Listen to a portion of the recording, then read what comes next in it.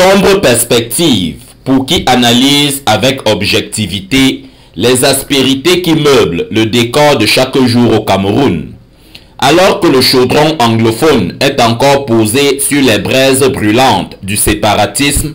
un autre drame, tout aussi affligeant et meurtrier que le premier, impose au monde entier la prescription des portes closes et de la distanciation sociale en ces temps de Covid-19. C'est de ces clichés qui évoquent l'instabilité sociopolitique et le branle-bas qui agite la riposte nationale au coronavirus qu'est sorti le thème de la 49e édition de la Fête de l'Unité. Armée et nation, ensemble pour relever les défis de la sécurité sanitaire et préserver la paix, la stabilité et la prospérité du Cameroun.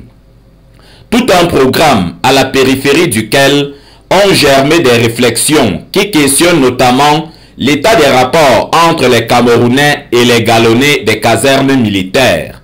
Les régions du nord-ouest et du sud-ouest, où l'argumentation tant claironnée de l'indivisibilité du patrimoine foncier national croise le fer depuis bientôt 5 ans avec les aspirations indépendantistes qui y ont pris pied, sont les nouveaux espaces où s'épanouit une méfiance tenace à l'endroit des forces de défense et de sécurité, maintes fois citées dans des rapports écrits au vitriol des organisations de défense des droits de l'homme. La symbiose armée-nation, qui a fait ses preuves dans la lutte contre la secte terroriste Boko Haram, tarde à démarrer dans la zone anglophone du Cameroun, où le silence de ceux qui y vivent rend la tâche de pacification et de restauration de l'état de droit particulièrement difficile. Une saison pleine de complications et d'entraves auxquelles se sont ajoutés les chiffres peu encourageants du combat qui se passe dans les centres de prise en charge des malades atteints par la Covid-19. Là encore, la population traîne la patte quand sonne sur les hauteurs d'Etoudi la cloche de la mobilisation nationale contre un ennemi qui poursuit allègrement son œuvre de décimation.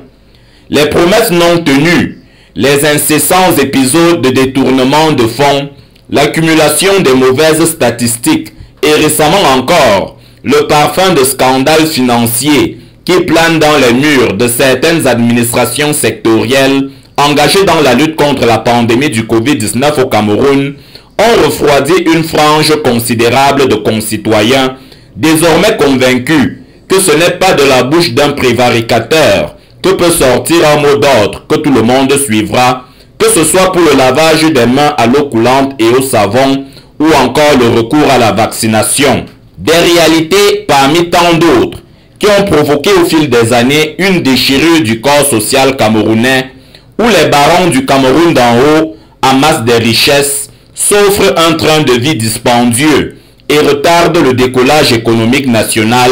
tandis que les prolétaires du Cameroun d'en bas attendent la délivrance de leur carte nationale d'identité depuis plus d'1 an, se meuvent sur des routes boueuses et payent les factures d'une électricité qu'ils ne consomment que très rarement. Les défis auxquels est confronté le Cameroun d'aujourd'hui exigent une préparation qui débute par la nécessaire réconciliation entre les populations et leurs élites, les premières ne se reconnaissant plus du tout dans la plutocratie à laquelle se sont accoutumés les seconds. La paix et la prospérité ne seront vraiment de retour que lorsque les pages de l'injustice sociale et du déni de l'autre seront résolument tournées.